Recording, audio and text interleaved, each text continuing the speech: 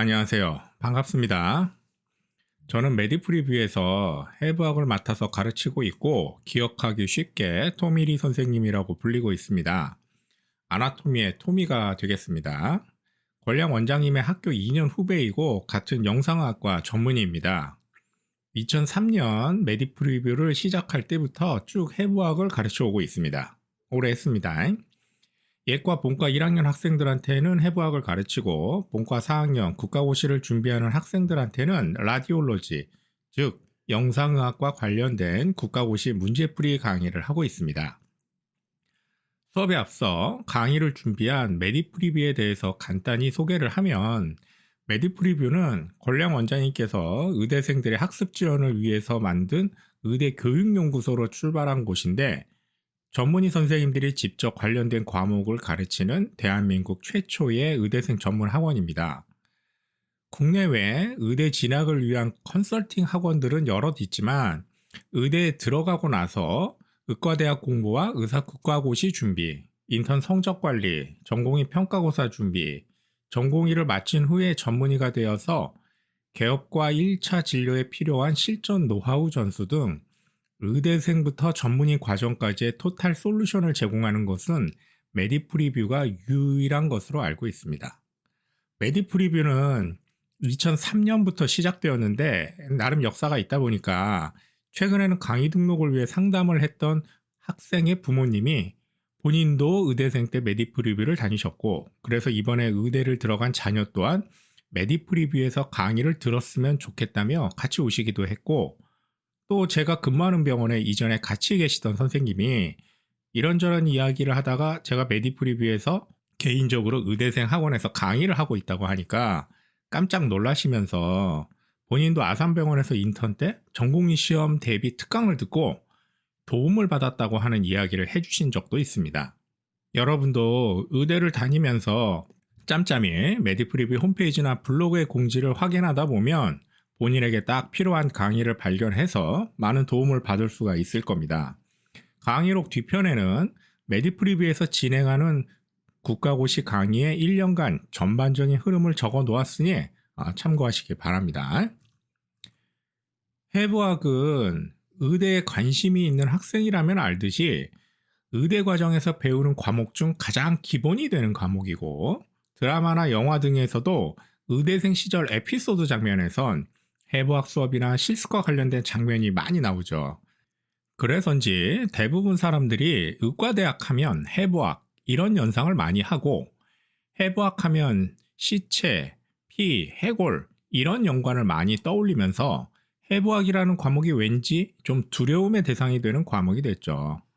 또한 아직도 상당수 해부학 교실 분위기가 다른 과목에 비해 기강이 셉니다.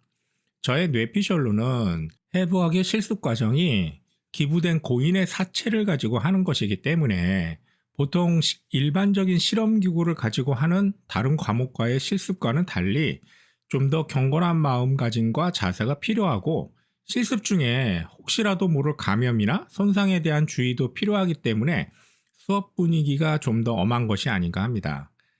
이런저런 여러 가지 이유 때문에 저 또한 학생 때 무엇보다 해부학에 대한 두려움이 있었고, 시대가 흘렀지만 여전히 많은 학생들이 의과대학을 들어오면 해부학 공부를 어떻게 할 것인가를 여전히 고민하고 있고 해서 지금부터 학생들 입장에선 어떻게 하면 해부학 공부를 좀 더 요령껏 할 수 있는가에 대해 잠깐 이야기를 해보려고 합니다. 여담으로 해부학을 포함해서 이 세상 대부분 일이 처음 시작할 때는 다 어렵게 느껴지는 법이지만 중간에 포기하지 않고 남들 쫓아서 꾸준히 하다 보면 다 해결이 되게 되어 있습니다. 많은 선배들이 다 거쳐간 과목이니까 너무 혼자서만 두려워 말고, 내가 어려우면 남도 어렵고, 흔히 쓰는 말로 나도 포기만 안 하면 묻어갈 수 있겠지 하는 마음으로 악착같이 공부해 보기 바랍니다. 해부학을 배우다 보면 부분 초등학교 때, 중학교 때 배운 내용도 겹쳐서 나오니까 그때 공부했던 것을 기적적으로 조금 기억해내면 기적적으로 마음이 편해집니다. 그 시절엔 몰랐겠지만 중요한 내용들을 상당히 배우고 오신 겁니다. 그리고 저의 해부학 블로그에 공부를 하면서 참고할 만한 글을 조금씩 적어 놓았으니까 어쩌다 생각이 나면 한 번 정도 찾아보시기 바랍니다. 링크가 몇 개 있지만 결국 다 같은 블로그로 연결이 됩니다. 여기선 해부학 공부를 할 때나 나중에 책을 살 때 필요한 기본 용어를 좀 이야기하겠습니다. 먼저 해부학을 한마디로 이야기하면 해부학은 형태를 보는 학문입니다. 몰폴로직 사이언스의 하나라고 말하고, 그래서 해부학을 처음 접할 때 여러분들은 심플하게 아나토미라는 말과 함께 그로스 아나토미라는 말을 자주 들을 겁니다. 그로스가 전체라는 뜻이죠. 즉, 전체적인, 해부학은 외형적인 형태를 눈으로 보고 분석하는 학문이라는 의미를 가지고 있습니다. 그리고 그로스 아나토미하고 비슷한 말로 마크로스코픽 아나토미라는 용어도 듣게 됩니다. 마크로도 그로스랑 비슷한 의미죠. 그리고 눈으로 보는 해부학 외에 더 작은 세포 레벨까지 현미경 등을 사용해서 보는 해부학 분야로 사이톨로지, 즉 세포학이나 히스톨로지, 조직학이 있습니다. 우리 몸의 위, 속칭 밥통이라는 장기를 본다면 위를 잘라서 우리가 눈으로 관찰할 수 있는 위 점막의 표면 주름 정도까지가 그로스 해부학에 해당하는 영역이고, 이 점막을 다시 현미경으로 본다면 위 점막으로 다양한 소화액을 분비하는 많은 세포들이 보이는데, 그런 세포 조직에 대해서 공부하는 분야가 조직학이 되겠습니다. 참고로 세포와 세포가 모여서 덩어리를 만든 게 조직이고, 조직이 모여서 커지면 기관, 기관이 모여서 커진 게 기관계라고 한다. 예전에 배운 중등과정 과학에서도 나왔던 내용입니다. 그리고 엠브리올로지, 발생학이 있습니다. 발생학을 미리 들어본 분도 있겠지만, 발생학은 세포 분열과 분화를 거쳐 완전한 개체로 성장하는 과정을 연구하는 분야입니다. 정리하면 흔히 말하는 해부학을 눈으로 보면서 인체 구조를 공부한다라는 의미에서 그로스 아나토미라고 부르고, 현미경 등의 장비를 사용해서 몸의 조직을 보다 자세히 세포 단위에서 보면서 공부하는 해부학 분야를 조직학이라고 부르고, 발생학은 세포가 개체로 성장하는 과정을 연구하는 해부학이라는 의미에서 디벨로프멘탈 아나토미라고도 부릅니다. 보통 의대 과정에서 해부학을 배울 때 발생학을 같이 진행하는 경우가 많은데, 일부 학교에서는 해부학에 앞서 미리 발생학을 배우는 학교도 있습니다. 그런데 발생학을 해부학 앞에 미리 시작하면 바로 공부하기가 만만치 않습니다. 즉, 아직 정상 구조도 뭐가 뭔지를 잘 모르는데 세포와 조직이 이리저리 합쳐지고 나눠지고 이런저런 발달 과정을 거쳐서 우리 몸의 어떤 정상 구조가 된다라는 걸 배우면, 지금 정상도 잘 모르겠는데 정상 구조에 이르는 발달 과정의 설명이 팍팍팍 와 닿을 리가 없죠. 본편 영화도 다 안 봤는데 바로 프리퀄 시리즈를 보면 재미나 집중도가 떨어지는 거랑 비슷합니다. 또 발생학에 나오는 의학 용어에 라틴어식 표기도 많아서 아직 영어식 해부학 용어도 잘 모르겠는데, 라틴어식 해부학 용어까지 섞여서 나오면 대부분은 발생학을 처음 공부할 때 더 어렵게 느낍니다. 우리가 흔히 말하는 해부학은 눈으로 보는 육안 해부학을 의미하고, 육안 해부학 외에 더 많은 인체 조직을 공부하는 조직학, 세포가 개체로 발달해 가는 과정을 공부하는 발생학 등이 있다고 앞에서 설명했는데, 이번에는 해부학 책을 고를 때 참고할 몇 가지 용어를 이야기하겠습니다. 니터라는 분이 저술하신 해부학 아틀라스, 즉 그림 해부학 책. 아틀라스라는 말이 붙으면 글로 된 내용 설명을 줄이고 대신 그림을 아주 자세히 그려놓은 책인데, 책 제목에 아나토미라고 써있는 부분 아래를 보면 이렇게 시스테믹 버전과 리저널 버전 두 종류가 있습니다. 둘 다 내용 자체는 똑같은 책인데 내용의 순서를 어떻게 편집했느냐에 따라 차이만 있는 겁니다.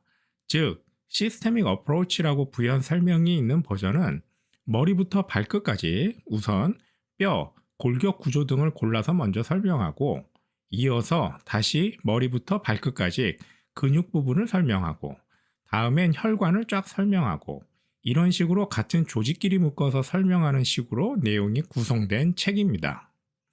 반면에 리저널 어프로치는 대부분의 해부학 책들의 구성 방식인데, 우리 몸을 등, 가슴, 배, 팔, 다리, 골반 등 몇 개의 덩어리로 나누고 등의 해부학, 가슴의 해부학, 배와 장기의 해부학 이런 식으로 인체를 부위별로 한 부위에 있는 뼈, 근육, 혈관, 신경 등을 모아서 설명하는 방식으로 내용이 구성된 책입니다. 그래서 만약 해부학 교과서나 아틀라스 그림책을 구매한다면 대부분의 해부학 책의 구성 방식인 클래식 리저널 어프로치판으로 사는 게 좋습니다.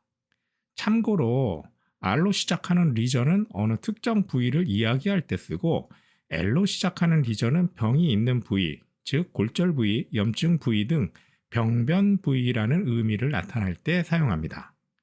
그리고 예전에는 토포그래픽 아나토미라고 해서 결국 리저널 아나토미하고 같은 의미의 제목을 사용하는 책도 있었습니다.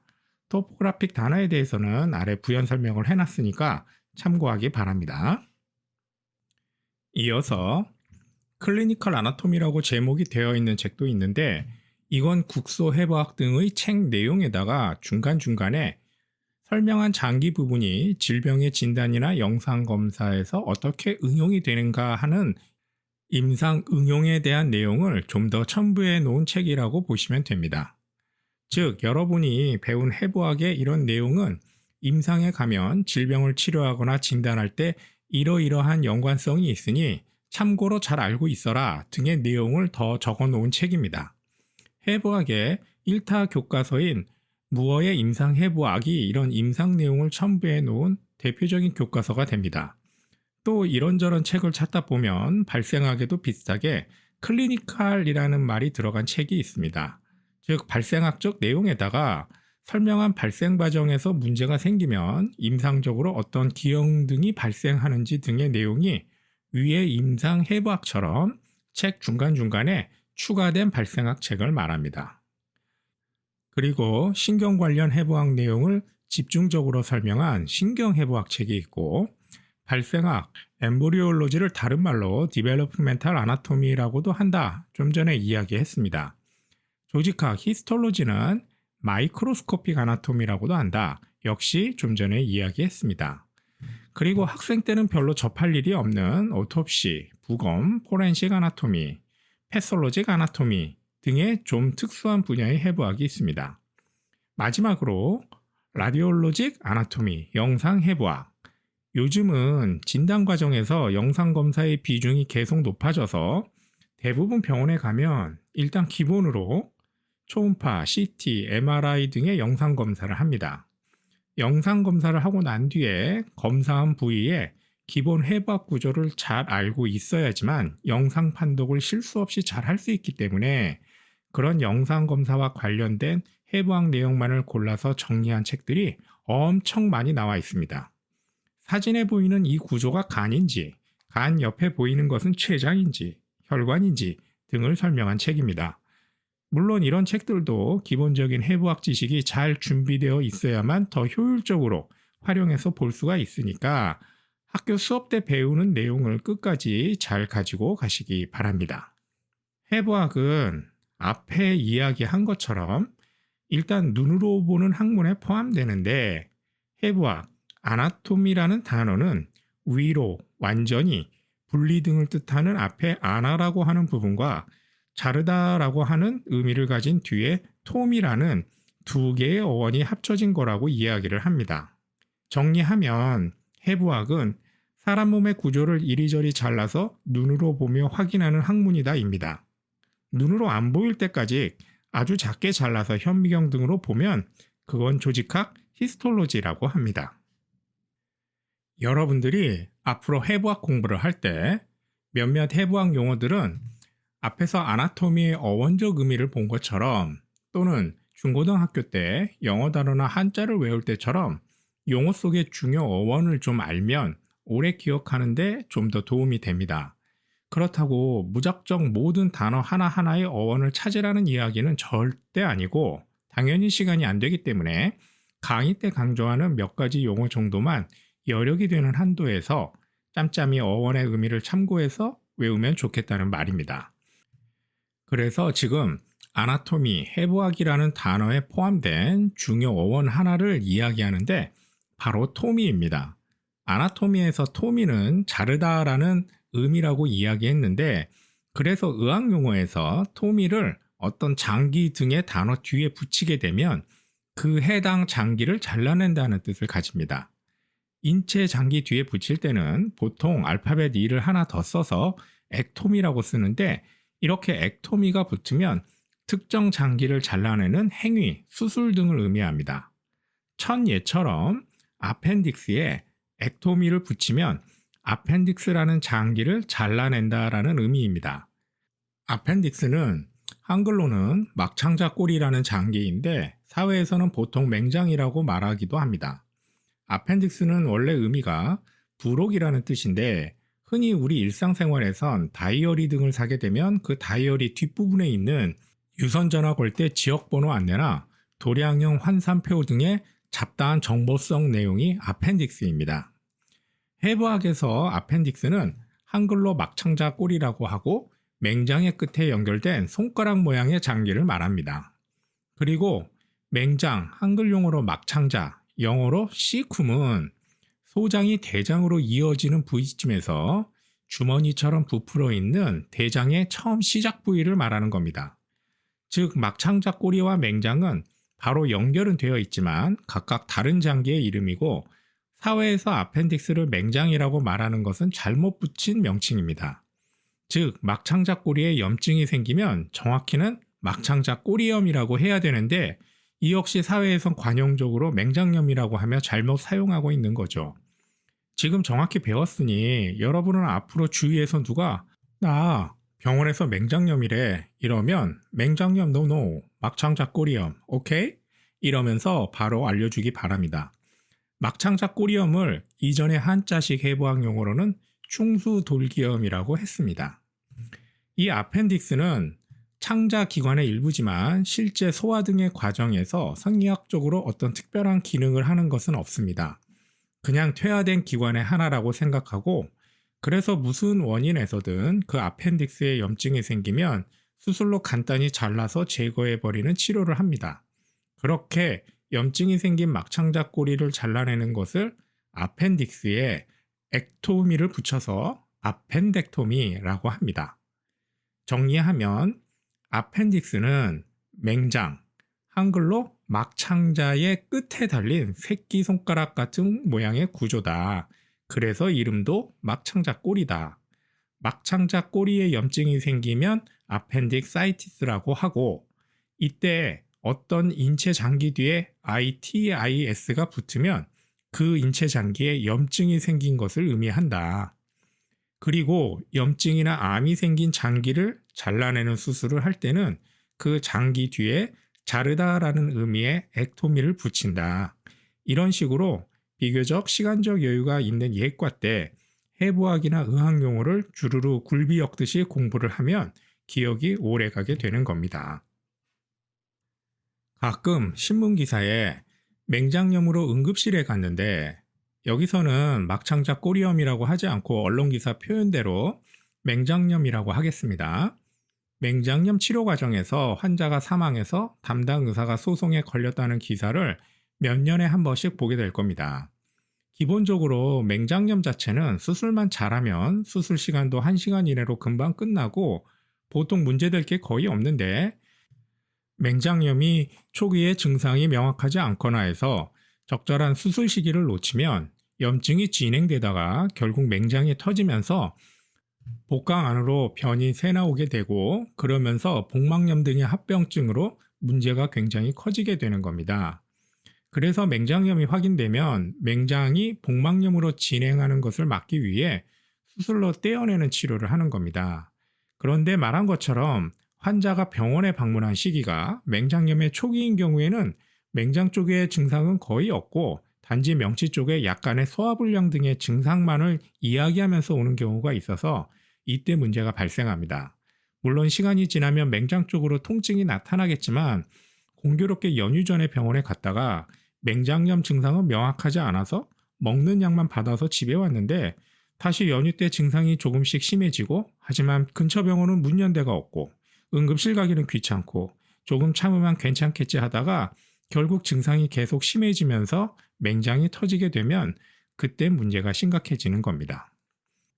또 다른 예로 폐에서 폐암이 생긴 부위를 수술로 잘라내는 치료를 할 때 잘라내는 폐의 부위에 액토미를 붙이면 역시 폐의 절제술을 의미하게 됩니다. 폐암이 있는 병변의 크기와 진행 정도에 따라 병변이 작아서 폐 일부를 잘라낼 때는 세그멘텍토미, 좀 더 많은 폐 부위를 잘라낼 때는 로벡토미, 폐암이 상당히 커서 폐 한쪽을 다 떼어내면 유모넥토미라고 합니다. 해부학 역사에서 아나토미라는 단어는 아리스토텔레스라는 분이 처음 사용했다라고 합니다. 아리스토텔레스를 포함하여 해부학 역사에서 중요한 인물 몇 분을 학교에 따라 가끔 시험에 내시기 때문에 뒤에 따로 정리해 놨습니다. 그리고 해부학, 아나토미는 앞에서 언급한 대로 잘라서 구조를 본다라는 의미와 더불어 공부하는 학문을 뜻하는데 해부학 실습 때 사체를 이리저리 잘라내는 행위 자체는 해부라고 해서 영어로는 다이섹션이라고 합니다. 해부학은 잘라서 보고 공부하는 학문, 해부 다이섹션은 자르는 행위 그 자체입니다. 해부학이 우리 몸의 어떤 형태 구조를 보는 학문이라면 생리학은 우리 몸의 정상적인 기능을 공부하는 학문입니다. 심장에 대한 내용을 예로 들면 심장은 가슴의 장기인데 가슴 정중앙보다 약간 왼쪽으로 치우쳐서 위치하고 성인 주먹과 대략 비슷한 사이즈이고 심장 안은 4개의 공간, 즉 이심방 이심실로 이루어져 있다. 이런 게 해부학적 내용이고 심장의 이심방 이심실 중에서 좌심실이 심장으로 모인 피를 인체 전신으로 보내는데 중요한 역할을 하고 1분 동안 심장에 수축하여 온몸으로 뿜어내는 혈액의 양을 카디악 아웃풋이라고 한다. 이런 게 심장의 기능적인 내용이 되는 겁니다. 그런데 해부학, 생리학적으로 정상적인 장기가 병이 들면 장기는 질병에 따라 다양한 모습의 병적인 변화를 보이게 되는데 그런 변화는 기능적인 게 변하거나 형태학적인 게 변하거나 둘 다 변하거나 할 수 있고 그런 병적 변화에 대하여 자세히 공부하는 과목이 병리학이 되겠습니다. 임상에서 환자 질병에 대한 최종 진단명에 가장 중요한 결정권을 가진 과가 병리과입니다. 여기서 잠깐 아리스토텔레스를 가리키는 이 그림에 대해서 교양을 위해 조금 설명을 하면 이 그림은 로마 바티칸시티, 바티칸 미술관에 전시되어 있는 아테네 학당이라는 벽화입니다. 르네상스 시대에 다빈치, 미켈란젤로와 더불어 3대 미술가라고 하는 산치오 라파엘로가 교황 율리우스 2세의 명령에 의해서 바티칸 궁의 교황 서명실에 그린 프레스코 벽화라는 초대박 울트라 슈퍼 걸작입니다. 르네상스 시대에 고대 그리스 사상에 대한 동경과 관심이 잘 살아있는 작품이라고 하고 그림 속에는 그리스의 여러 유명 철학가가 그려져 있는데 가운데에 파란 옷을 걸치고 있는 사람이 아나토미를 처음 언급한 아리스토텔레스가 되겠습니다. 그리고 주황색 망토를 두르고 있는 분이 아리스토텔레스의 스승인 플라톤입니다. 플라톤의 스승은 여기에 조그맣게 있는 소크라테스이고 소크라테스, 플라톤, 아리스토텔레스 이 세 분이 그리스 철학의 3대 대가가 되는 겁니다. 그리고 아리스토텔레스는 알렉산더 대왕의 스승이었죠. 천재 라파엘로는 마치 모차르트와 비슷하게 37세의 젊은 나이에 세상을 떠났습니다. 참고로 그림 안에는 그림을 그린 라파엘로 자신의 모습도 살짝 그려 넣었습니다. 시간이 되시면 한번 찾아보시기 바랍니다.